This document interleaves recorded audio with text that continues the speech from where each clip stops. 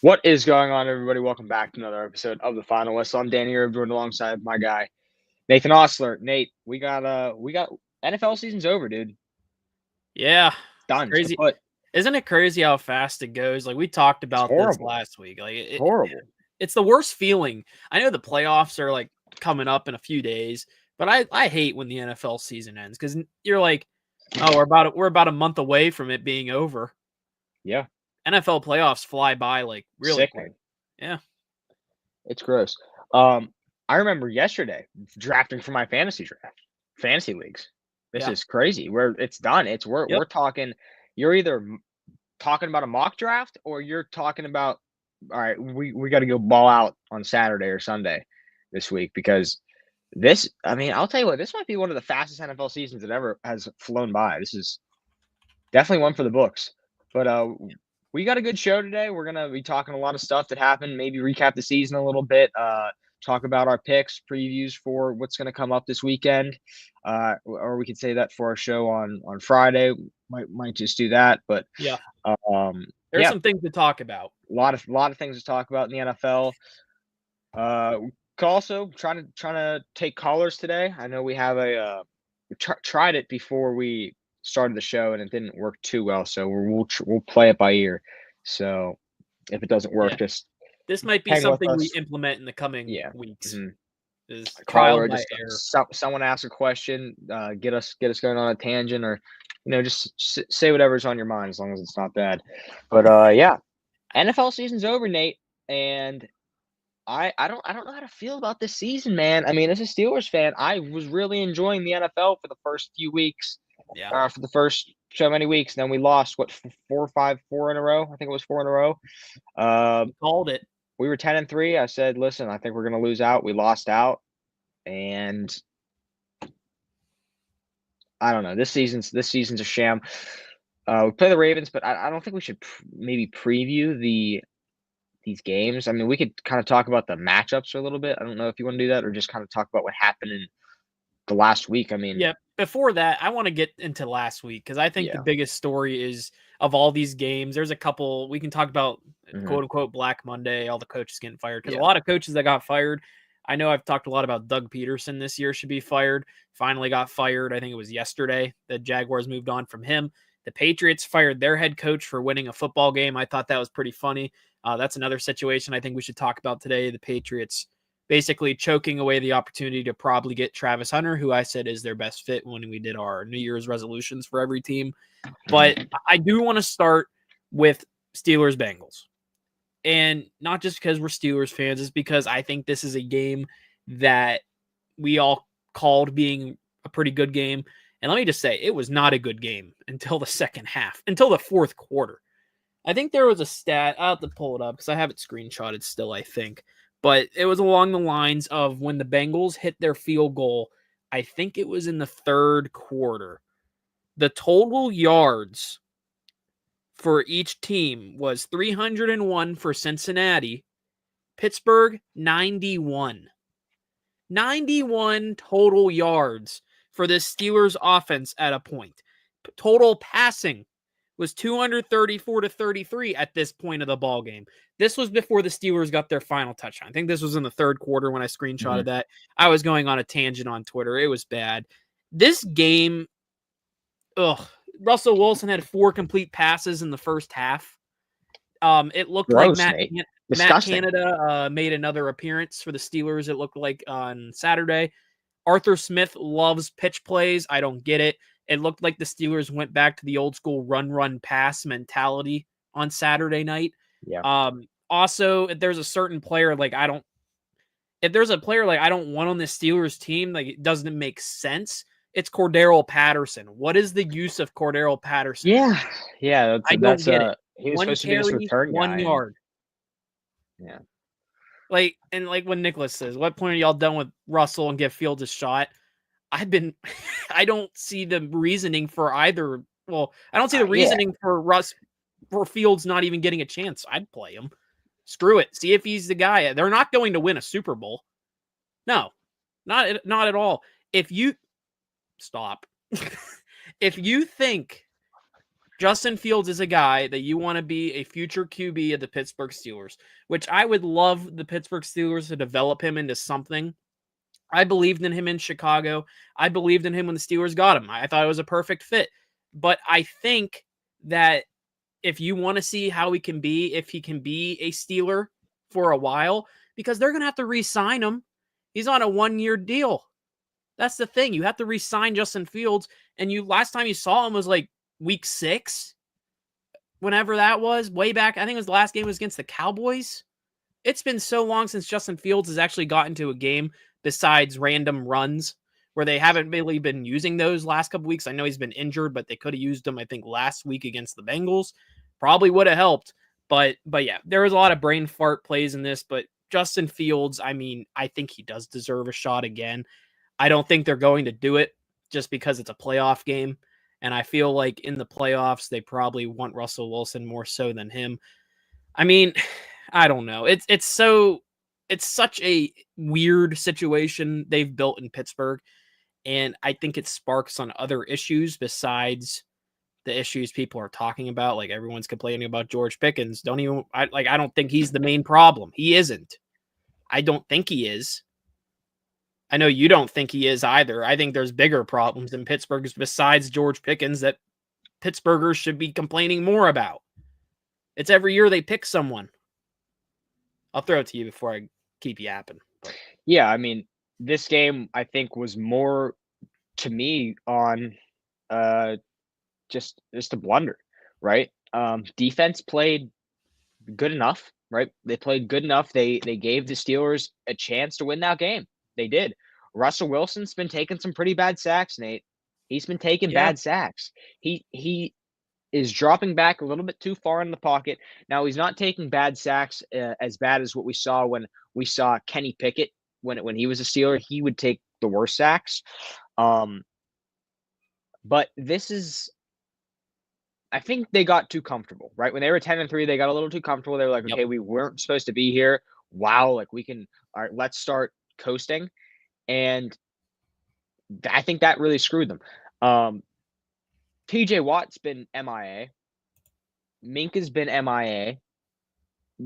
Joey Porter Jr.'s done his job-ish. You know, Jamar Chase didn't have an outstanding game, which for when you're going up against a triple crown receiver, it's, you know what I mean? That's a win in my opinion. But listen, this team isn't going far in the playoffs, the Steelers. And this is from a Steelers fan. They're not going far in the playoffs. They're a 10-point favorite against the Ravens. This is the second consecutive year, Nate, that the Pittsburgh Steelers are the biggest underdog in the playoffs week one. Last year, I believe, was it 17 against the Bills? Was it something ridiculous like that against Buffalo? Yeah, they weren't If I'm not supposed wrong, to beat that it was Bills ridiculous. But this is just a disgusting a disgusting collapse. I would say from the Steelers standpoint. And when I look at this Bengals game, there's not one person I can put the blame on. But Nate, for the first time this year, I am going to blame the coaching staff. I am going to. You know, I'm a Tomlin guy. You know, I don't want him gone. But the play calls are abysmal, Nate. On a 2-minute drill, the first 2 plays when we have like one timeout are 1-yard dumps. I fully understand in a 2-minute drill wanting to go down to your running back and, you know, running a screenplay. That's what 90% of teams do in a 2-minute drill is they'll, you know, one of the first 5 plays, they're going to check it down to the running back, try and get some yards and then get out of bounds. That is football 101, right? But Russell Wilson's smarter than that, Nate. He is not a rookie quarterback. He needs to say, okay, sure, the play is a halfback screen. Najee Harris has a dude a foot away from him. Why would I throw him this ball? Maybe let me step up in the pocket and look for someone else. And if not, take it myself or throw the ball away. Because that's a game you got to win, right? The Steelers don't want to have to play the Ravens. You don't want to have to play someone in your division first week in the playoffs. You would have much rather played the Texans. But yeah, I think that we're not blaming Russell Wilson as much as we should. And George Pickens had a sickening game. A sickening game. He had 1 catch, 6 targets, 5 drops, or something unbelievable like that. The one went right through his mitts. You got to blame him. And then we're talking about a completely different scenario. We have different mindsets. If Pat Freiermuth catches that ball, now who knows if they would have gotten on the ball, clocked it, and then if Boswell makes a 55-yard field goal. Again, that is all hearsay. But this Steelers team is cold as ice.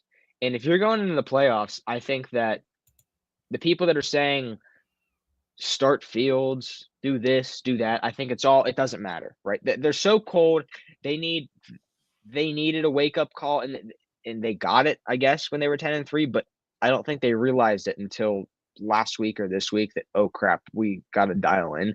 TJ's been MIA, but that's kind of my thoughts on that last game as a whole.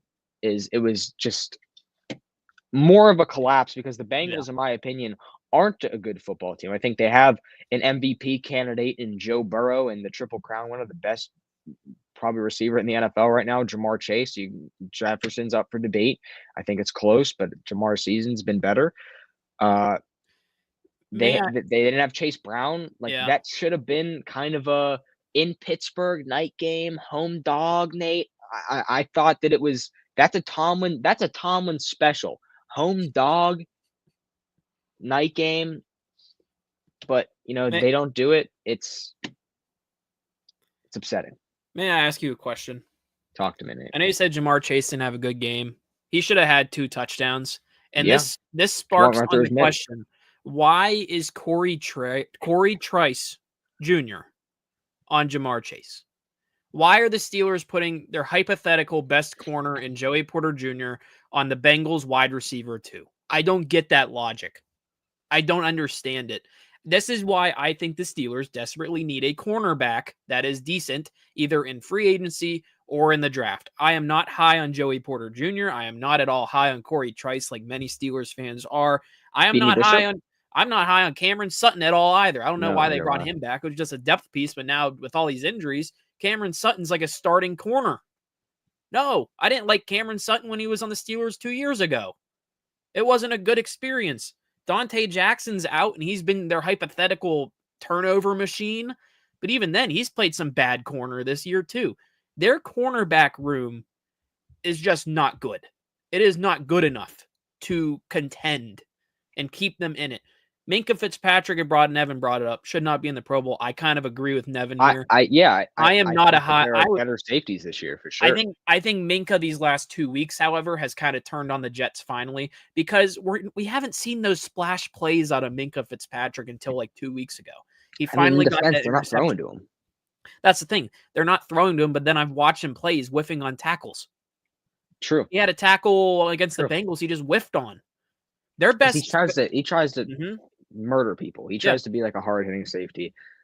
Their best, I could say, secondary member has been Deshaun Elliott. Beanie Bishop, maybe even. He's made a lot of splash plays. The thing with Beanie Bishop, a couple of his picks have been tipped. Like this past Saturday. It was just kind of right place, right time. I mean, he's been okay for an undrafted player. But at the same time, I think their best corner or best secondary member has been Deshaun Elliott. And you could say, hypothetically, Deshaun Elliott was Omar Khan's best move in free agency. He's been better than Patrick Queen, who I really liked Patrick Queen when they brought him in, but he hasn't played like he should be getting paid to play. You know what I mean? He is not playing like he did last year with the Baltimore Ravens. We are not getting Ravens' version of Patrick Queen. He's had a couple good games, but it hasn't been worth the price they're paying for him. They could have used that money elsewhere. They could have used that money on a wide receiver, which we were all begging for. And then they ended up getting Mike Williams, who's hardly gotten the ball since he's been here. Like, why? Other questions, I brought up Cordell Patterson. It was brought up earlier in the chat. Nicholas brought up this 4th down call, or was 3rd down. Why are you running it? Wait. Just go to Najee. Why is Warren in there? I fully agree. You run it with Najee up the middle easily. It was a dumb play at that point in the game. Najee was in concussion protocol. I did forget about that. So I just remember that. The Steelers play calling these last few weeks have just been awful. Like Nate, Steelers play call's been awful since I've been yeah, alive, Nate. the We've had offense is looking like even when we had Todd Haley back in the crap. Killer Bees era, it was jet sweeps until we died. It was jet sweeps and slants and wheel Mhm. routes and halfback stretch. It's we've never had a explosive playbook. We've never had a a fun playbook. Arthur Smith was supposed to elevate this running game and transcend Najee Harris into what he did with Derrick Henry and those type of play calls in Tennessee, and he's not. Let me ask you this question. Actually, not really a question, but I'll just bring this up because I have it pulled up here before I get to George Pickens. I kind of want to save him for last here because it feels like Yinzers / NFL fans are kind of 50-50 on this George Pickens stuff. Should he be a Steeler? Should they get rid of him? I want to move on to Tomlin first because I'm not high on Mike Tomlin. Now I understand fans of other teams might be like, well, he's a great coach. Winning seasons. How I determine if you're a great coach is how you're able to adjust in the NFL. He said a quote, they are going to unleash hell in December. What kind of hell are they unleashing? On 4 themselves, games, maybe. 4 losses against good football teams. I know you won't classify the Bengals as a good football team. I know they missed the playoffs. Their offense is a really good football team. It is. Their offense is really good. They could have beat the Steelers twice if they played a lot better football in Cincinnati. I know the Steelers kind of own them in Cincinnati, but the Steelers defense kind of allowed them to get right back in that game. This Steelers football team they need to thrive off of good coaching. And I guess I want to go with Tomlin here, but Terrell Austin, it's time Yinzers kind of wake up with him. This defense has been atrocious. Highest paid defense in the league. Highest paid defense. They're missing tackles, missing assignments. 2 weeks ago, there was drama about they were calling people out about not playing their position right. Everyone's like, oh, that's definitely Cam Sutton. That's definitely Patrick Queen. That's definitely Minkah Fitzpatrick doing that. I mean, like, I don't understand why he is not getting as much blame as he is. Let's see. That is Stone Cold Willow. But other than that, like, it's kind of I don't understand why Terrell Austin's not getting as much blame he is. I understand it. Arthur Smith, he's also been bad. These pitch plays make no sense. It is the equivalent of the Matt Canada jet sweep with Chase Claypool we've seen in the past. It is over and over and over again. Pitch the football backwards. Nothing bad will happen. We saw it a few weeks ago. Najee Harris just completely drops the football. And I mean, like, it's getting to the point where it's just frustrating to watch. And it all sparks on the man upstairs, but Mike Tomlin. And I understand why Yinzers want to keep him. No one wants change. It is a fear of football fans. You do not want change. I get it. Yes, winning seasons, so impressive. I love it. But let me tell you the longest NFL playoff game win droughts. These teams have waited years and years to win a playoff game. The Steelers have waited 7 years. It's been since 2017. That is tied with the Atlanta Falcons. Following them is the Denver Broncos with 8. The Panthers and Cardinals at 9. The Jets, Bears, 14. And so on. Commanders, Raiders, Dolphins. What do those teams have in common besides the Steelers? They've been to a Super Bowl? No, they've all fired multiple coaches in that time frame. They are making changes. Okay. They are doing things to make changes. I understand the Steelers and their fan base, and everyone loves Mike Tomlin. Everyone loves the winning seasons. But things have to change, everyone. For this team to be good, you have to actually do a rebuild. We cannot be content with being 10-7 or 9-8 every single season and losing in the first round. And nothing changes. And here's part of the reason, like, I'm not high on Tomlin anymore.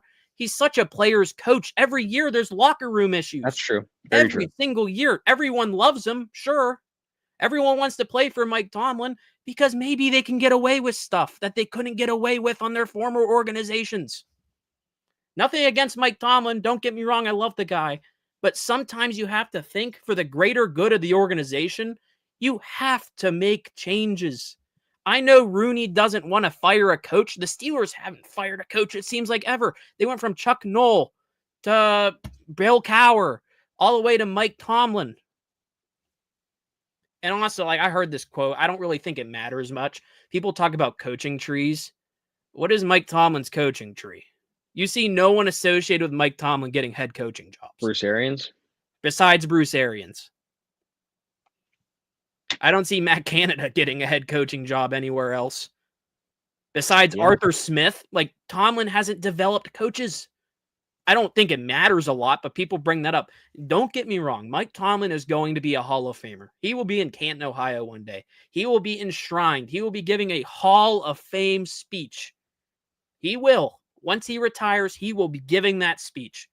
But I don't think he is the best option going forward for the Pittsburgh Steelers. And it seems like I have to give this speech every single year because it happens. I was pro Mike Tomlin a couple years ago, but then 2 years ago, I finally woke up a little bit. I was like, I'm getting tired of these playoff losses every single year. I am getting very tired of it. There's only so much you can blame on a head coach, in my opinion. But, yeah, I don't know. It's just nothing changes. It's all about being prepared. Mm-hmm. And I haven't seen this team adjust. It's the same old, same old. It also comes down to coaching too. Like he's not telling his other offensive and defensive coordinator to change things. Mm-hmm. How are you not going into Arthur Smith's office and displaying a lack of like saying, you need to change some of this. We need to stop making these play calls. And then the next week we see the same exact thing. We saw run, pass against the Cincinnati Bengals so many times. It took until the third quarter for the Steelers to get over 100 yards. That game. 100 total yards. That's part of the reason, like, the thing is, they don't adjust. And the funny thing is, like, I don't even want to make a prediction for this game coming up because it's going to sound stupid. The Steelers aren't dead because of Steelers-Ravens. They aren't. These games are always close besides the last one, and I have a bad feeling if this is going to sound dumb. If the Steelers win this game, it's Tomlin. Everyone's fine with Tomlin again. We're going to go 10-7 next year. And then just get obliterated in round 2. There is no positive coming for the Pittsburgh Steelers. Yeah. I am getting tired of the 10-7, 9-8, be good enough window. I love the meme of Mike Tomlin hitting his 9-win quota and then disappearing for the rest of the year. This team was 10-3. They had a chance to take advantage of that. They played 3 good teams plus the Cincinnati Bengals. I like to classify as 4. That was a chance to prove yourself to be one of the best teams. You had the Eagles. You got destroyed. You had the Ravens. You got destroyed, even though you beat them round 1, but it was like, I think by 1 point. You got destroyed in round 2. You got destroyed by the Chiefs on Christmas Day. That should be a holly jolly time for everyone. It wasn't for us. And then last week on Saturday, you lost by 2 to the Bengals, but honestly, it felt like worse than that. It felt like the Bengals should have won that game by 2 scores at least. They should have. Jamar Chase dropped an easy touchdown when he beat Corey Trice Jr. in the corner of the end zone. Not even the corner. It was like right on the goal line. I've never seen Jamar Chase drop a football like that against the Pittsburgh Steelers, I don't think, in a very long time. The Bengals should have destroyed the Pittsburgh Steelers. Joe Burrow played very good football most of the time in that game. He outplayed the Steelers offense as a whole by himself. And my quote I'll just say about Russ before we get to Pickens, because I think this is an interesting topic. May I ask, what was he thinking on that final drive, going down instead of just throwing it out of bounds? Clock keeps moving. You had to waste a timeout. And then Steelers fans are like, well, if he would have completed that pass to Pat Freiermuth, they would have had time to kick the field goal. No, they wouldn't. It was 11 seconds. If he would have got down there 11 seconds, they would have been able to get there for sure. No, they would have. I don't think they would have. They for sure would have. I've seen the Steelers team in the past just become lazy with no lack of urgency. You remember the Claypool game in Minnesota? Yeah. Celebrating, getting a first down. I don't think they would have got the whole O-line back in time, first of all. They would have been like everyone, the Bengals would have been doing their best to slow them down. They would have had to spike the football, especially if it was, well, I mean, they had to get the first down, but they would have had to spike the football. There either would have been 1 second left or they would have been late. Even then, it was still a windy game, and I know Boswell's good, but it would have been probably like a 54-yarder.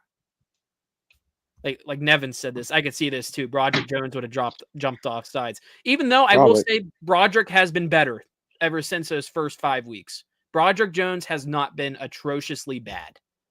I don't think he's been atrociously bad. There's other problems, but I guess, do we want to talk about George Pickens now, or do you want to counter what I said? I don't want to. I mean, I feel like we could either touch on Pickens and then hop into some other games here because there's a few more. That's But fine. I'll say something quick. I mean, because honestly I don't disagree with everything you're saying.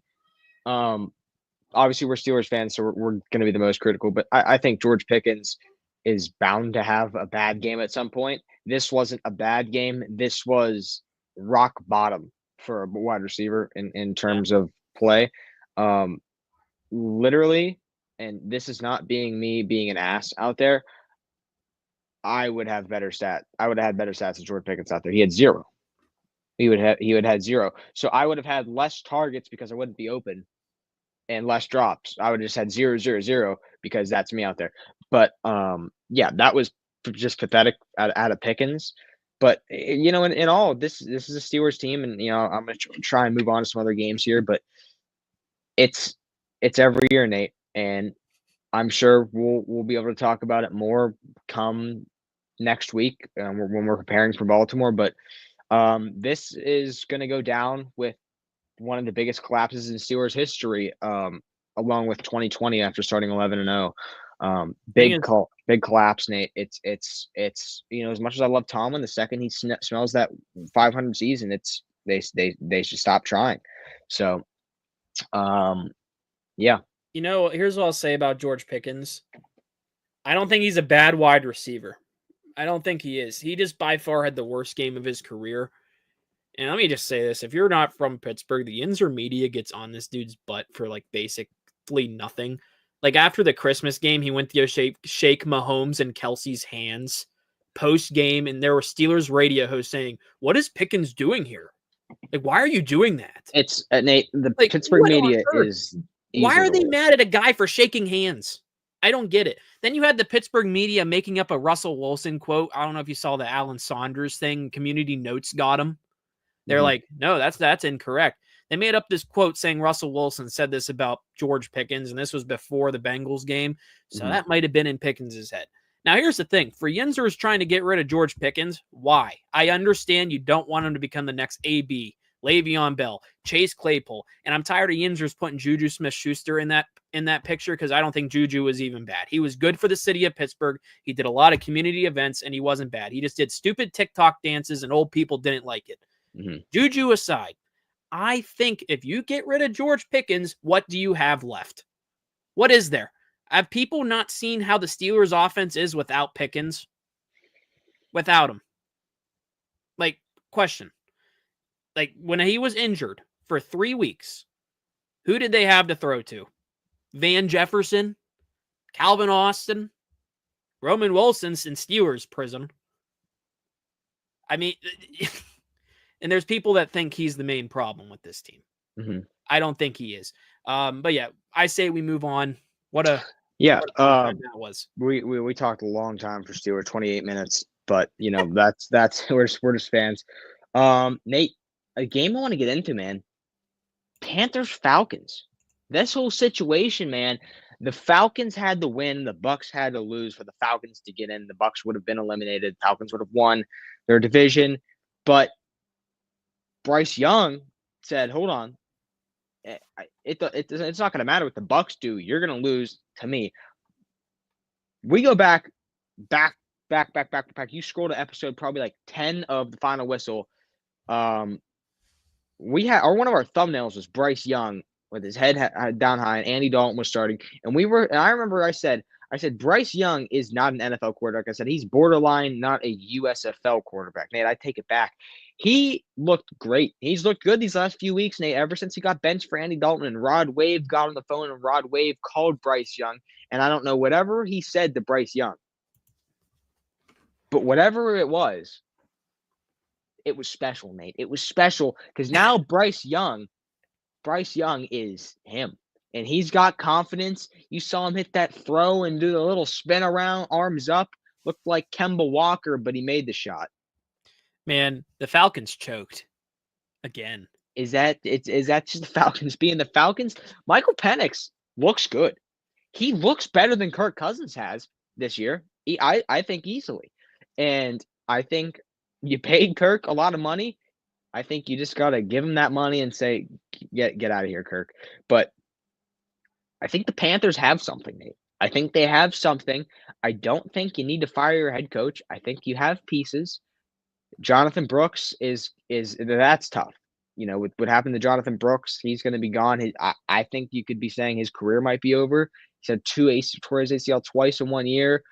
But I like this Panthers team, Nate. I do, and I'm happy with what I'm seeing out of Bryce Young. And I think that he's one of the most likable guys in the NFL right now, just because of, what has happened in his career. He was benched. He was a rookie, the number one overall pick, the Heisman winner, and then he was horrible. The worst team in the NFL, the worst player, the worst quarterback in the NFL. He was terrible last year, and now he's great. No, I mean he's not great. Hold on, let me rephrase. He's not great, but he played great, and he's shown a lot of good flashes. And the dude's 5 foot in high heels. He's a wee little guy. And he's only had 1 pass batted down this year, Nate. He has the least amount of passes batted down this year. That's what everyone said. They said he was tiny. They said that he couldn't throw over the offensive line. He's defying these odds. And he eliminated the Atlanta Falcons. He stepped into, division culture, and he said, you know what? We are the worst team in the NFL. It would be better for us if we lost this football game. We get a better pick. But you know what? I want to make sure that my division rival does not make the playoffs. And he did. I like that. I think Bryce Young, ever since he came back from getting benched, has played way better football. I know they are 5-12, but they've played some of their best football we've seen the Panthers play in years, it seems. Ever since Bryce came back, he lost to the Chiefs by 3. It came down to the Chiefs hitting a game-winning field goal in the final seconds. They lost to Philly 22-16, where if Xavier Legette catches that football, they beat the Eagles. This is a team that could have 7 wins this year. Yeah. They've also lost a couple bad games, and this was when I was still on Steelers stuff, but when Bryce Young, when they were playing like trash, they lost 47-10 to the Saints, 26-3 to the Chargers, 40-7 to the Commanders, all that. But they played better football. I know they got killed last week against the Bucks, 48-14. The Bucks were going to win that NFC South. But I think Bryce Young, like Nevin says here, comeback player of the year. I mean, I don't think he's going to win comeback player of the year, but I mean, could next year classify as comeback player of the year? A full year?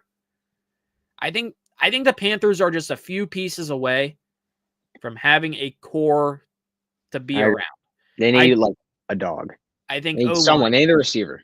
I think O-line and another receiver. I love their running back room. Love it. Chuba Hubbard, dog. I like Chuba. I know he's on the IR, but he had a great year this year. They have I think they're trying to build a wide receiver room. I still think their number one is Adam Thielen. Yeah. No. Xavier Legette I like, but I don't see that as the X factor. Yeah, they've been using Jalen Coker a little bit. He had 62 yards, 7 for 7 on receptions and targets, at a long of 14. I mean, he was drafted, let's see here. I don't say when he was drafted, but he's a rookie this year. He has 2 touchdowns, 478 yards, 32 receptions. He's been getting some good receiving stats in certain games. He hasn't been like an X factor wide receiver 1, but I think he could be a sneaky guy to use as their slot. I think they've been using him in slot. I haven't really watched as much Panthers games. I'm just looking at the scoreboard, like stats and stuff. But post game, I'm looking like this guy's pretty decent. He's kind of flying under the radar. It honestly might be a better version of their version of a Calvin Austin. They're using this guy. They're using him as a weapon. I think the Panthers can be decent next year. I think it's going to take a lot. I'm happy they didn't fire their coach. I think he's a great fit for them. He's a younger coach. I think he's good. Yeah, like I said, I think Coker is pretty good. But yeah, I think this core could be good enough. I think they need more so. I get getting a wide receiver. They desperately need to add to the O-line. Like I said, protect your young quarterback. Went on a tangent about the Bears need to add to their O-line to protect Caleb Williams, because no one should be getting sacked as much as he did this year, especially if he's a number 1 overall pick. I think the Panthers need to keep protecting Bryce Young. 251 yards, 3 touchdowns. This might have been Bryce Young's best game of his career. It I might have think been. I think it was, Nate, easily. Yeah. I think And- that he had fun, and he was having fun. And that's all that matters too. In these last games, if you're out, you're out of it. Okay. Yeah. A lot of these teams that stink, like the Panthers, like we saw the Patriots, even though I didn't think the Patriots should have won, not smart, but sure. These people are playing for their jobs. Yeah, we'll have to get to that. It's the final week of the NFL. If you are a low string player, you are playing for the right to be on that team next year. You are playing for the right to maybe make a practice squad for another team next year. You might be playing for the right to maybe be a starter on like the O-line or D-line if the other guys are benched. You're playing for your career because rookies are just a new rookie class is going to come in and probably take the backups' jobs more than likely. So your final week in the NFL is practically an audition for either the team you're on, hypothetically the Panthers right here winning this game, or a tryout for the Bengals, a tryout for the Bills, a tryout for another team across the league, like the Seahawks or whatever, the 49ers. Any team is watching this. You don't think if you don't think scouts are there watching these players play like these backups, you're wrong. Like I saw Chiefs fans complaining they got shut out or just destroyed, and they're like, our backups are atrocious. You know what that means? Teams aren't going to want those backups as much on defense because they looked awful. Yep. But moving on, I like that. Michael Penix, I agree with you. I think he's going to be decent. I think they're in a situation though. They've got to coordinate. They've got Bijan. Yeah. They've got Drake London. Kyle Pitts, put him on to cut him. He's nothing. I think if you've got a core. I think if you're paying Kirk Cousins still that much, he might be starting next year. Don't get me wrong. But I could also see if they saw enough from Penix to believe in him to be their 38 guy. Points, 312 yards. Yeah. I think with how much you're paying Kirk, they're either going to look at what they got from Penix and be like, he is our guy, and maybe give Kirk another chance or maybe start next year, or they're going to try to restructure Kirk Cousins and get rid of him. Pay off a majority of his contract. That's what I think. That's what I think they do. And you know a team that I think could be desperate for a quarterback? I'm not even going to say it because you know where I'm going with this. I'd crash out. But yeah, the Falcons, I think they're I don't know, they're bad, but they have so much potential. Another team I kind of want to talk about I guess, you know what? Let's get to the Patriots. There's not really a lot of games. How about this, Nate? This is the most unbelievable thing I've ever seen. First of all, let's go back to week 1. I want you to rewind to week 1. Yeah. Do you remember who the Patriots played week 1? They played the Cincinnati Bengals. Yep. In that game, the Cincinnati Bengals lost to the New England Patriots. Nate, if you were to reverse this game, if the Patriots were to lose this game, week 1, and the Bengals were to win week 1, the Bengals would be in the playoffs, and the Patriots would have the number 1 pick in the NFL draft, Nate. It would have been done. Absurd, because that's what both of these teams wanted. So New England, I think it is hilarious. That literally, you have lost all year. You're firing your head coach, Jared Mayo, which I don't even think deserved to be fired. I guess they had it in their mind already. They're going to fire their head coach. You've lost all year. You have 3 wins. All you have to do to make your fans happy is lose. You've been amazing, Nate. You've been the best at it all year. You've literally been the best at losing all year. And you throw Joe Milton III in this ball game, Nate. And this dude played like an MVP. He played unreal. He was dodging guys in the pocket, stepping out, swerve, throwing his 175-mile-per-hour fastball of a football down in the end zone for touchdowns. Man, he looked great.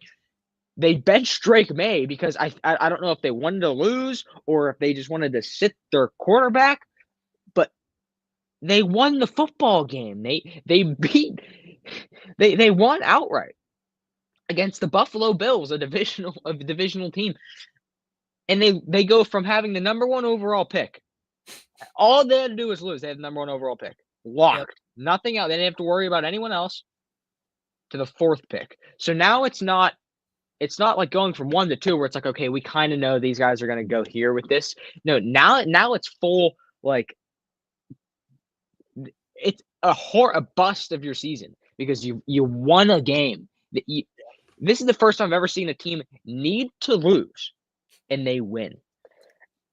I do you think that that's why they fired Jared Mayo is because they were like, dude, you were horrible all year. We were going to keep you. You literally needed to lose and you won. Like you do the opposite of what you need to do every week, Jared Mayo. Do you think that's why he got fired? Is because he won? I don't think I think that is. I think he got fired because he won the football game. I saw some stuff saying they weren't really a fan of the way he was coaching throughout the season. I know they were supposed to be bad, but he was only a coach because he played for New England. And that's the only reason. You brought it up about Joe Milton III going crazy. And didn't I just say this final week is practically a tryout? Love it. But here's the thing. And this is what I like about what you just said. It's a tryout. If I'm Joe Milton, you're not going to – and you say, okay, backups are in. I'm not going to lose because if – that's my first ever NFL start. If I go out there and I put out a stinker, no one's ever going to want me ever. But now, all over comment sections, trade for Joe Milton. We want Joe Milton, Joe Milton, Joe Milton, Joe Milton. If he went out there and he stunk up the bed and does what they want him to do and they get the number 1 overall pick, first of all, he's never going to play because Drake May is your guy. He is. Let me say this, Travis Hunter for this comment. Fully. I think Joe Milton did what he needed to do because now he's a trade target. This guy's a trade target, Joe Milton. And I would have done the same thing if they were like, Joe, we kind of need you to just go out there and, just we don't expect you to win, but just go out there and have fun. Basically, this is telling a 6th round pick, by the way. Yeah, if you tell a quarterback, hey man, just go out there and have fun. You're not like that's not like okay, we need to win this game. Because if he goes out there, he puts out the stinker. That is so bad for his career. So I think this is hilarious. I don't like New England. They cause me a lot of pain in my life. But this was hilarious. A hilarious collapse from New England. And I love it. It's coming up in the chat. Like I'll bring these back up. Like who does New England take? It's Travis Hunter. Travis, right? But they need they're not going to get him now. They can't get him now. And he'll be gone. It was also brought up about the Giants. Same thing. They blew their opportunity to get that pick. Yeah. Like I'm looking. Let's look at the draft order, see if I can find it. Let's see here. Titans have number 1. Cleveland moved up to number 2. Giants 3. Patriots 4. Jaguars 5. Raiders 6. Jets, Panthers, Saints, Bears. The league this year, let me tell you this. The league this year has been so bottom heavy with bad football teams. Yeah. It's actually kind of funny. Like the Jaguars and Raiders, who have been bad all year long, are the 5th and 6th overall pick. When in years past, they'd probably be 1, 2, or 3. And you're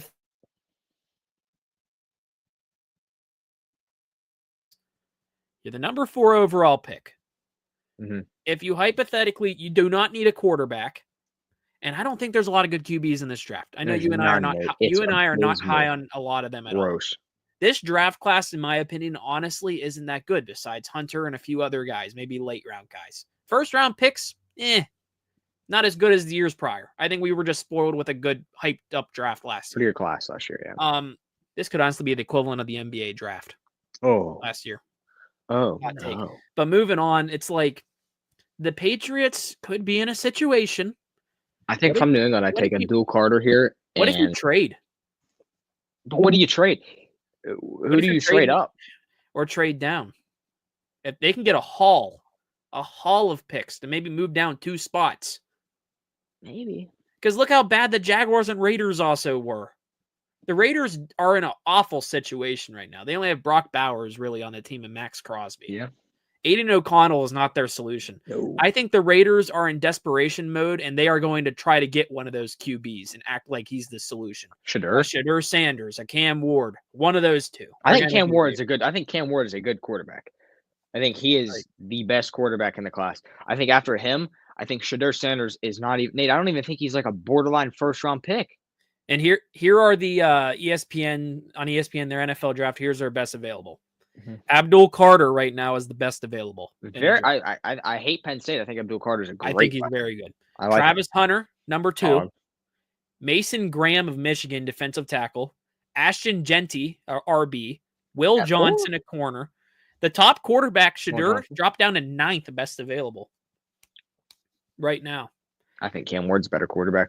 Players ahead of him are 8th is James Pierce Jr. an edge, Nick Surton an edge, Michael Williams an edge, and then Will Johnson corner. Those are the guys right ahead of him, 4 of them.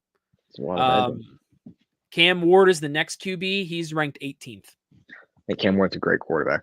Other than that, other QBs, I guess, in the first top 32. It's a horrible class. None. It's a horrible quarterback class, Nate. It might be I'm not really hyped about this draft. And I'm usually hyped about drafts. This is a year that a lot of teams need quarterbacks. This is Giants. Who needs a quarterback? Giants need a quarterback. Raiders need a quarterback. Who else needs a quarterback?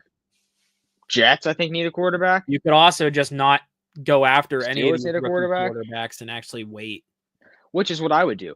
Is Go sign 100%. someone. I would. One-year deal.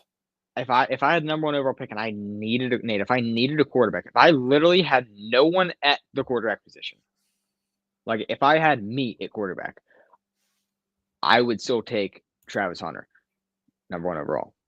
Yeah, I think easily, just because the quarterback class was so bad. This is what we saw with the Kenny Pickett, Will Levis, Malik Willis quarterback class, which is the worst we've seen.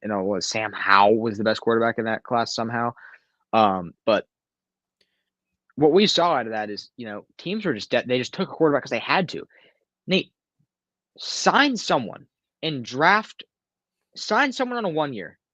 And I've said this to you many times. Sign someone on a 1 year, and then draft Travis Hunter, and then you have a guy who's going to be your future in Travis Hunter, and then you got a replacement for a year. And if you do bad, then you will get your quarterback. Then you get your rookie. There's no reason why.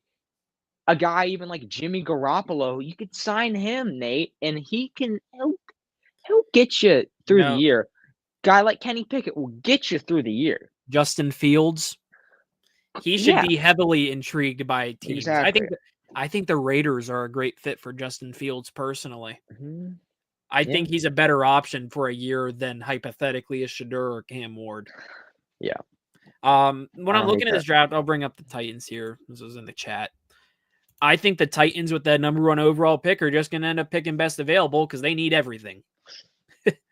I could see them going defense or offense. Any quarterback in this class is better than what Will Levis is. I don't, Nate. Ooh, that's a take. I don't think that Shedeur Sanders is better than Will Levis. Do you? Oh, that's tough. Will Levis has looked awful. Listen. We saw it. I said this last year. I said, listen, Caleb Williams is not winning football games in the Pac-12. He's not good. Nate, Shedeur Sanders isn't winning football games in the Big 12. He's not good. He's not good. If you're a number 1 overall pick quarterback candidate in the Big 12, you gotta be undefeated, or you've got to be like a mind-blowing stud.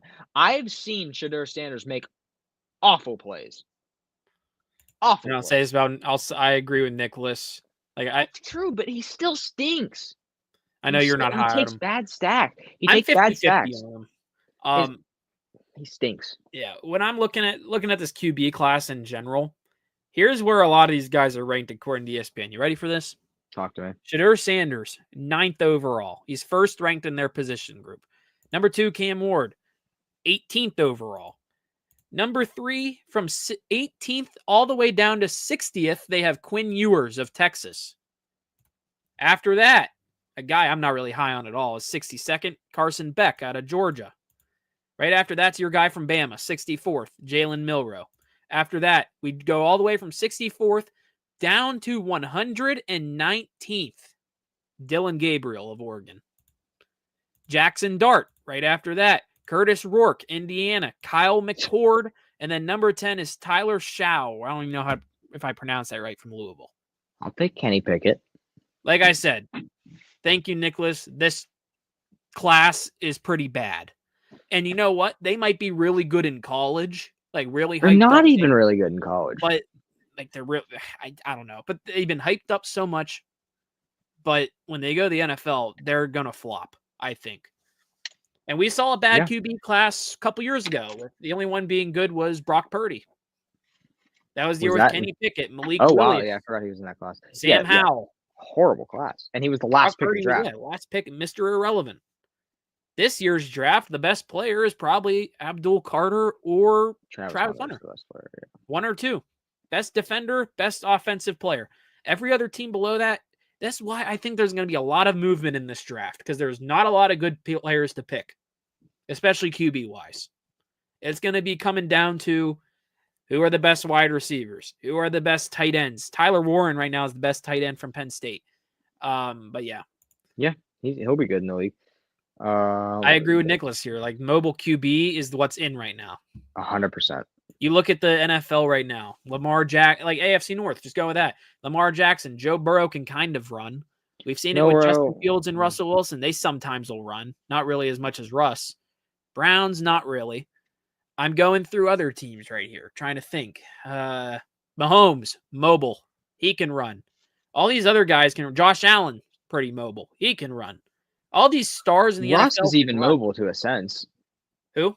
Russell Wilson's even mobile to a sense. Yeah, the era of a guy like Phillip Rivers, a guy like Eli Manning, a guy like Big Ben Roethlisberger, where Rodgers, Brady, they stand in the pocket and they just pick apart a defense. It's done. But listen, I don't think it needs to be. I think if you got someone that did that, I think you'd still be fine. But you definitely need that because a lot of these offensive coordinators, they thrive through that. They're building plays off of it. You open up your playbook way more that way. Yep. So, yeah, I think that's just the era that we're living in now, and that's how it's got to be. But you ever wonder why some of those teams don't need to trust a good running back? Yeah. They have a good running quarterback. Only the Ravens I could think about as being the team is they were like, hey, let's go add to our great running back QB and get one of the best running backs in all of football, Derrick Henry. That team is pretty decent. It's funny. We had Derrick Henry when we did this about a year ago when it was the last trade deadline of last season. I was saying Derrick Henry probably was going to go to the Ravens. He didn't get traded there because I don't know why the Titans wouldn't have traded him then and there. Kind of weird. Mm-hmm. But then he ends up going to Baltimore anyway. That could have been another situation. You could compare it in the MLB when the Angels didn't trade Shohei. Yeah. And now they got nothing for him. The Titans got nothing out of Derrick Henry if they were to move him. I mean, and you can also throw the Eagles in the mobile QB. Like Nicholas brought up in the chat, Jalen Hurts. He's another option to be a mobile QB. Like the art of the quarterback has changed. Like you said, we have entered a different era of football. It is no longer, like you said, Phillip Rivers, Big Ben, Eli Manning, Peyton Manning, Tom Brady even. They were not mobile quarterbacks. This era is led by Mahomes, Allen, Lamar, Burrow, and Hurts. Those are probably the five. CJ Stroud's even a mobile quarterback. Like these guys can run now. I'm not seeing. Imagine Big Ben playing in this era or Phillip Rivers, both the Mannings. I think they'd be good, but if you have them in their prime, but I don't think they're going to be as good as the guys we have now. Also, like here, Nicholas said in the chat again, Jaden Daniels, mobile guy. You know what? I think if there's any rookie that's kind of showing like the old school style, it might be Bo Nix. Trying to keep that alive. Yeah, but he's still mobile to a sense. Yeah, I think he's more of a mixture type of thing. I think he leans more heavily on not being mobile. I like him better in the pocket. I really, you know me, I really like Bo Nix. I think if there's a Bo Nix of this draft, like a guy who doesn't strike me as a guy who's going to be liked as much or hyped up as much, it might just be Dylan Gabriel from Oregon. It might just be back-to-back Oregon guys. Mm-hmm. But at the same time, I don't see a fit for any of these players. I think there's only two teams that might, maybe the Jets. I saw the people say the Jets could get Cam Ward, the Giants maybe. The Raiders could maybe get one of those, but now they're like the fifth or sixth pick in the draft. They fell all the way down. They're going to have to trade up to get one of those guys, or honestly, they might not even have to. Yeah. It's going to be a risk. Maybe there's a team in the 20s that says, screw it, we're trading up to try to take a gamble. Oh. But yeah. Crazy. Well, the era has changed. We've got like 6 minutes left in our show. First time ever, Final Whistle history. We're going to try and do call-ins. Going to try it. It's going to be on Zoom. You don't have to show your face. Turn your camera off. Comment your email. I will email you the invite link. I'll pick one person. I'll email you the invite link to the Zoom. Again, you don't have to show your face. You can, if you want to, you can, or don't care. You can turn your camera off. We'll bring you in, say what's on your mind, ask a question, spark a debate, whatever's going on. But we'll bring you in. Oh, goodness. Yeah, invite them to StreamYard. Okay, yeah, that's probably better. I think we'll see if we get anybody. If we don't, that's if fine. not, yeah, we can keep talking here. But yeah, we'll cut it off. If we don't get any in 5 minutes, then we'll bring it in. But again, comment the email. We can bring you in. I think if there's anything I want to hear thoughts of, if someone wants to do it, I would either want to hear. They don't have to. It's anything you want. I think I want to hear a quarterback. Thoughts on the class. Thoughts on the class. Honestly, that more. We didn't even get to talk about what happened to Tyreek Hill yet. Oh my gosh, we can save that for Friday if we want. Save it for Friday. But yeah, with thoughts on the NFL season, awards, anything you want to talk about. If you want to spark a debate of something, it's up to you. Again, don't face doesn't have to be on here. If you don't want to, you can just kind of talk into your phone or whatever. Just gotta take callers here, but through email. Because last year, I know on our radio show, people just call the number, and they dial in, Nate, but not anymore. I honestly like this feature a little bit better. You can kind of pick who you want to be able to pick it, but it's only our first time. We did have a good show today. We had eight live viewers. That's an all-time high for us at one point. I saw we had 8 live viewers, all-time high. Final whistle record. So yeah, comment your email for the final minutes. I know JJ is the only one in the chat that said, throw JJ in here for a couple minutes. Maybe like 5 minutes. I want to hear. I kind of want to hear the thoughts on. I don't know. Well, you'd probably say something about the quarterback class. We'll throw JJ in here. Come on in. That's the only one that's responded. All right. I did send JJ. I sent JJ the invite.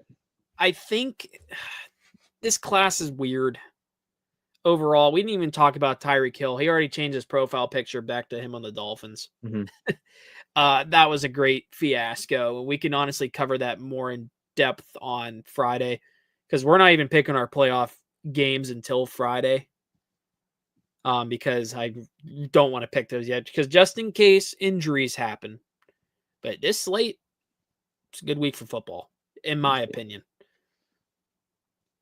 I'll edit this real quick. This. I'm trying to see what else there is, like running back wise. Like it's okay. I think Cam Scadaboo's high on my radar. I don't think he should be the 97th overall ranked. They have him behind Trevor Etienne. I'm surprised Nicholas Singleton's that low. I wish we could. I don't know why we can't ungroup these. I'm trying to figure this all out here. I'm trying to edit the layout. Oh, one. Oh, okay. Wide receivers. This is crazy. Travis Hunter, McMillan, Trey Harris, Iguka, Williams, Evan Stewart, and only 4 of those guys are projected top 32 picks. I'm messing with this. I'm discarding these changes. This is scary. Put it back to this. Oh, wait, back to the old days. That's the old layout. Oh, all right. Well, I guess we're not getting anyone. There we go. JJ's here. JJ. You got the screen messed up again. Just so you know. Hold on. I'm gonna try and dial this in here. I'm gonna try and make it so you're Big Hoss here. How do I make you? So JJ, this is just keep yapping, man. I'm gonna try and figure this out. How we feeling, JJ? I'm doing great. I'm doing good as always. Here to bail out final whistle once again. That's what I do for a living. Absurd. What's your thoughts on this quarterback class? On this quarterback class, I have a lot to say about this class. Like I'm seeing some good, I'm seeing some bad, and I'm seeing some ugly. And to be fair, I'm seeing ugly when it comes to this class. 3 of the quarterbacks that are potentially getting drafted will be focused this weekend in the College Football Playoff semifinal. You have Drew Aller What is going on? Oh my god. JJ, I'm trying to figure it out, man. I don't know how to This make is this all- why you get rid of the boxes. Because we wouldn't have this problem. Just do There this. you go. This is Leave it fun. like do this. for now.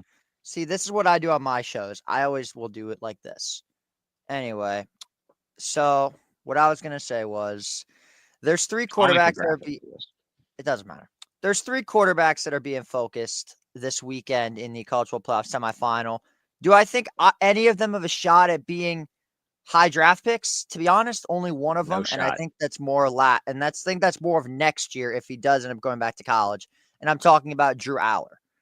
The quarterbacks that are on focus that are on show this weekend are Riley Leonard, fucking Drew Aller, and of course Quinn Ewers. And everybody was talking about Quinn Ewers was going to be a potential first round pick, maybe second rounder. I think he is starting to fall off the draft boards drastically. Yeah. And I look at guys like Cam Ward and Shedeur Sanders. I think that there is only one QB that is a true slam dunk pick, and that is Cam Ward. His pocket presence is excellent. I agree. He is good at slinging the ball. He can get out of pressure. Does he make some bad decisions? Yeah, but so does every other quarterback in all of football. Like, take a look at a guy like Lamar Jackson, for example. I know that you guys are facing him this Saturday night. You can watch that game Saturday night on Empire Sports Media. It is the game of the week. Little selfless self-promo here. You are on my channel after all. But anyway, I digress.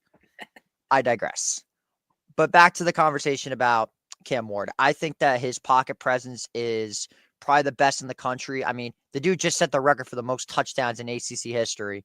Not to mention 3 touchdowns in the first half. Oh, what did Shedeur Sanders do in his bowl game? Apparently, he melted down like a snowman, is what I've been told by a couple of executives of the NFL. At least that's what they've said. That? No. They just tweeted it. I'm like going off the you've tweet. Been told though. He has his sources. I do have some sources. They're not very good sources. Like Barry McCockner is one of my best sources of all time, but legendary Pittsburgh guy, by the way. Yeah. But regardless, I think that Shedeur Sanders, whoever has seen the movie Draft Day, Shedeur Sanders is the real life Bo Callahan. Shedeur Sanders is Bo Callahan. People are going to call me crazy. Yeah, and it's a real one. People call me insane, but I truly believe that is a real comparison. Because seriously, who willingly says, yeah, I'm going to draft Shedeur Sanders with a top 5 draft pick, make him my franchise quarterback. What is the dude without Travis Hunter? Seriously. He's horrible, Jage. What is the dude without Travis Hunter? He's not a good baller. I agree, and I think that's the biggest thing. If his last name doesn't say Sanders, he's still at Jacksonville State, JJ. Jackson State? Jackson State. He's still at Jackson State. I don't know. He'd probably still be the Colorado QB, but Colorado wouldn't get as much attention as they are. He wouldn't be drafted. You're right. He wouldn't be drafted. He'd probably be a day 3 draft pick, if anything, a day 3 draft pick. But somebody that shot up my boards lately, whether it's this year or next year, is Drew Aller. I think when Drew Aller gets drafted, he is going to be a special QB. That's just my take on it. I'm sure you anti-Penn State people have a lot to say about Drew Aller. I'm hoping he gets sacked 7 times on Thursday night, and we could force him to throw 4 interceptions, and I take back everything I say about him. I'm hoping that is the case when it comes to Drew Aller. Listen, I'll say this about Drew Aller. I don't hate him. I kind of don't want them to win, of course. I just don't think he's going to be that good in the NFL. I don't know. I don't know what it is. I don't know if it's just the Penn State QB track record to the NFL. I'm thinking like Sean Clifford the last couple of years. They've had some bad ones. Yeah. I don't think Drew Aller is going to be decent. I think he has the makings to be a career backup and stay in the NFL. I think he can be decent enough, but I don't know. I think he could be a first-round pick next year. Don't get me wrong. I think he's staying another year, but other than that, like this draft class in general does not excite me. For quarterbacks, like it's mainly skill positions and defense. Like this is a bad QB class, and it's crazy. Like they're classified as stars in the college football game, but I don't see any of them reaching the star power of being a good NFL. Well, hold on a second. You said this class is filled with defensive star power, correct? Semi, yeah. Where the hell was this last year? We had damn near 6 quarterbacks get Yeah. taken in the first round. See, now this is what we like to see is a defense-heavy class. You've got Yeah. guys like Abdul Carter. You have Michael Williams, Jalen Walker, future Ram, Tyleek Williams, Derek Harmon, who, by the way, I'm just going to say this right now.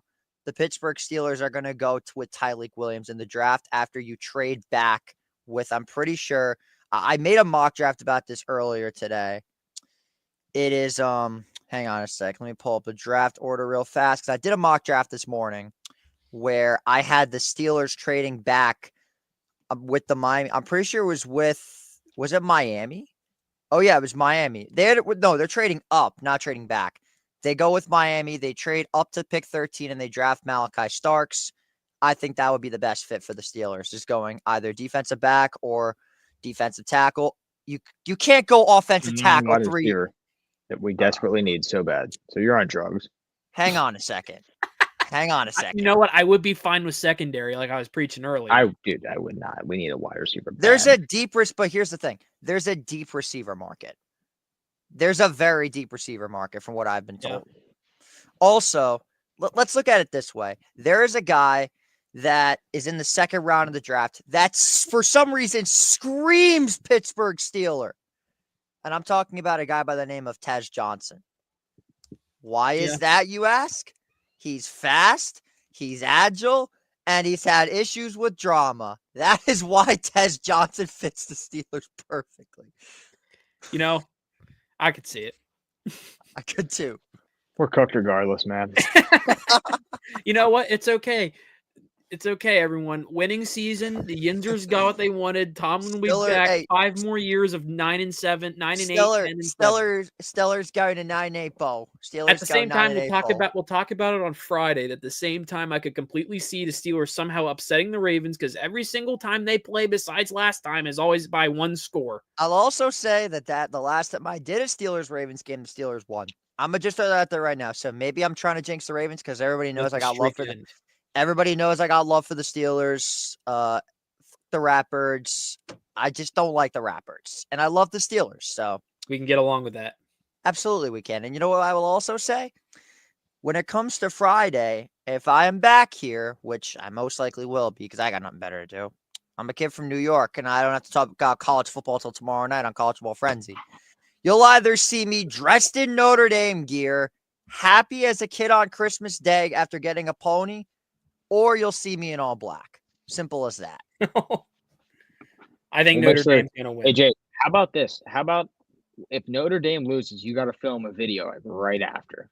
Like 0-0. Not doing it. We'll show it on the show. I'll basically just be sitting. I'll do the thing that I did. So we get like that live JJ Seglio classic reaction. Here's the thing. I did it when the Steelers lost against the Eagles. Guess what, Herb? I'm going to be live for that game, so you'll get the reaction. On this channel, Thursday night. I'll be live for it. It ain't the Empire Sports Media Game of the Week because that's Texas Ohio State. Yeah. Okay. Well, I think that's where we're going to end it. We're about an hour, 8 minutes in. Jade, thanks for calling in, brother. No problem. Appreciate it as always. Love the intake. We'll see whenever next time we take callers. Whenever we got to have you on, but pleasure as always. Later. We'll see you, pal. As always, JJ. Hey. Classic guy. Classic JJ. But yeah, good episode today. Talked about a lot. We forgot to go over one of the main things we want to talk about, which is everything going on with Tyreek Hill. I know I will freak out, so I definitely can't get into that. But yeah, great episode and got a lot to cover on Friday. Gonna preview playoff predictions, go over some matchups, so and so much. Maybe some college football talk because I know some games will have been finished by then. Maybe I'm sure there will be guys being fired, hired, everything in between. But yeah, that was a good one. That was it for today. Appreciate everyone coming in. Yep. Live on the show today. We had a max of 8 viewers live, which is that's solid for us. So want to thank everyone for tuning in, and we'll see you guys next time. I'll close it out with this. Make sure to leave a like on this live. Yeah. Subscribe to our channel, The Final Whistle. Subscribe to the Empire Sports Media, who's also hosting our channel. Give some love to JJ over there, who's just in there. Yep. Thank you all for watching. Have a good one. And we will see you on Friday for some predictions. See you, Wilson. Tyreek Hill and everything.